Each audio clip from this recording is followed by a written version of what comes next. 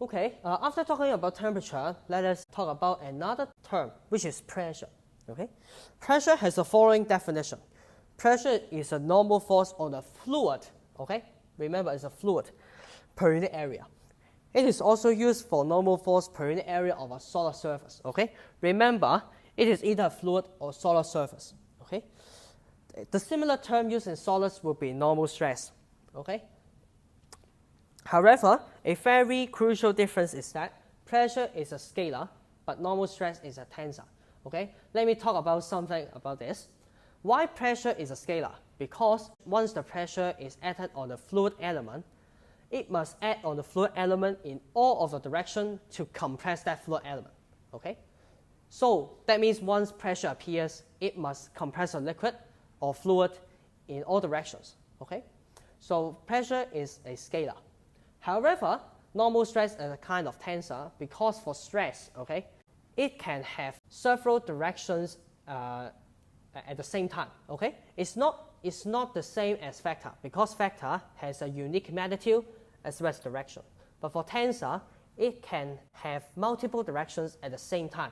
Okay, so that we will use tensor to describe stress. Okay, but for stress, you will see it in later courses about mechanics of materials as well as fluid mechanics. Okay, but the tensor property is not a property that you will mainly focus on in undergraduate courses. Okay, it will be mainly focused in the postgraduate courses. Okay, so if you still don't get what tensor is, just neglect it. Okay,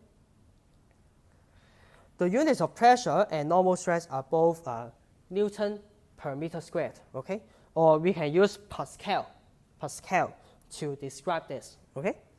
Pascal is usually used with prefixes like kilopascal and also megapascal, as 1 Pascal is very, very, very small. Okay, so we would usually convert the units into kilopascal or megapascal so that to avoid writing so many zeros after inside a number. Okay. Other commonly used units for pressure include bar as well as ATM. Okay, which are defined as the following. 1 bar, it will be equal to 10 to the power 5 Pascal, or you can convert it to 100 kilopascal by just dividing this number by 1000. For 1 ATM, in a precise sense, it will be equal to 101325 Pascal, or if you like to convert this to kilopascal, that will be equal to 101.325 kilopascal. There are 2 ways to describe the pressure exerted on the fluid. Absolute pressure is measured against vacuum, okay, while gauge pressure is measured against the atmospheric pressure. Okay, vacuum pressure is used when the gauge pressure is negative. Okay, so that we can get a positive number afterwards. Okay, using maths, we can write the relation to be these 2 equations. That is P gauge. Okay, that means the gauge pressure will be equal to the absolute pressure minus the atmospheric pressure. And for vacuum pressure, it will be the reverse. That is the atmospheric pressure minus the absolute pressure. It is actually equal to the negative of the gauge pressure. Okay, we would like to describe pressure using positive numbers. So if the absolute pressure is more than atmospheric pressure, we would convert the gauge pressure to a positive number. Okay. If there is no subscripts for P, then it always means absolute pressure because it is almost always used in thermodynamics. Okay? Okay? After some terminologies, let us have a study on basic hydrostatics. Okay? Consider a fluid element taken from a fluid at rest. Okay?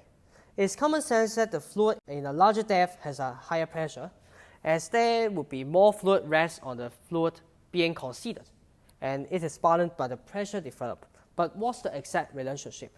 Okay? So suppose an XY coordinate system is introduced to the rectangular differential fluid element shown here. Okay, so let me write that down. So you have okay, that will be the x-axis, that will be the z-axis. Okay, the y-axis by right-hand rule it should be into the paper. Okay, but for easy drawing, I just neglect the y-axis. Okay. We just focus on the XZ plane. So suppose I have a rectangular element here, and there will be some pressure developed at the top position. Okay. Okay, we will use this kind of symbol to denote a pressure distribution. And you will again see this in fluid mechanics. Okay, that is P1. By our common sense, we know that at the bottom, the pressure should be larger. So we have another pressure at the bottom.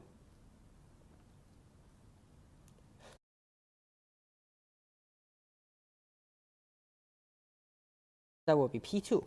Okay, but remember that because it's a fluid element, so it has weight to pull it down. Okay, we denote the weight by W. Okay, and let us also mark down the width. Okay, because it's a differential fluid element, so this length, okay, this length here will be equal to dz, while this length here, okay, this length will be equal to dx. And after that, let us do a force balance in the Z direction. In my drawing, I have neglected the X direction. Why? Because it's easy to see that in the X direction, the force balance are automatically satisfied. So it's of no interest. But we would like to derive the hydrostatic equation by considering the force balance in the Z axis. Okay? So by force balance, we know that summation Fz equal to 0. Okay? And here we will define the upward direction to be positive. Okay? So let us put those equations. So the force at the upper surface, it will be equal to pressure times area. But what's the area? The area should be dy times dz. Okay? Because it's a differential fluid element with size dx, dy, and dz. So here, for the upward force, it will be equal to P2, okay, dx dy, okay, because it's the area of the bottom surface, minus the P1 dx dy, okay, and we also have the weight pulling down this fluid element, so we will again have rho g dx dy dz, okay, equal to 0. Okay, that will be our force balance equation. Okay, okay. And after that, we would like to rewrite this equation to simplify it. We would like to find out the pressure variation, P1 minus P2. We will also denote this by dP. What is that? After some simplification, you cancel out the dx as well as dy. Okay, you make the subject as P1 minus P2, and then you will get negative rho g dz. Okay? So you do the simplification by yourself. And then because dP equal to negative rho g dz, then what you need to do now is you divide both sides by dz. So we get dP dz equal to negative rho g, the relation of pressure variation inside a hydrostatic case. And if you would like to find out the total pressure change from position 1 to position 2, then you just do integration. Because we know that integration is a kind of summation. Okay, so you can divide the path between the position 1 and position 2 by differential variation of the elevation. Okay, total pressure change will be the delta P. We use delta P to denote this. It will be equal to negative integrate 1 to 2. Okay, rho g dz. Okay, you just break the path from 1 to 2 by infinitely many small pieces, and then you get the very small pressure, and then you add it up. Okay, so you will get the total pressure change in this case. Okay, this equation shows that when you go up from a deeper region filled with a fluid with constant density, then the pressure would decrease linearly. For ease of memorization, you can also write it as this one: P below equal to P above plus rho g delta Ez epsilon. Okay. Here the delta Ez would be the height difference, or you can also call this a pressure head. Okay, because it can be used to measure pressure, and this is actually the principle of a manometer. Okay. For gases, because of the low densities, we can also assume that the pressure difference of gases in a container due to elevation is negligible from small to moderate distance. Okay. Next, if we take the top surface of a cup of water to be the free surface. Okay, let me draw here. Suppose you have a cup of water. Okay. How can we denote a free surface? That is the surface that has direct contact with the atmosphere. We will use a small triangle to denote this. Okay, so this symbol is used to denote free surface. Okay. So in this position, the pressure will be P atm because it has direct contact with the atmosphere. And suppose you move down a little bit to here, then it will be equal to P below. Okay. Suppose this free surface is exposed to the atmosphere, then the pressure at a depth h below the surface, okay, suppose this length is h, we can write it down to be P below equal to P atm plus rho gh. Okay. Or you can also put this P atm to the left-hand side so that we have P gauge equal to rho gh. Okay, and we have also derived a useful formula to help us find out the gauge pressure of a certain fluid in a hydrostatic condition. In the previous discussion, it is known that the pressure only varies according to the elevation and independence of the geometry of the container.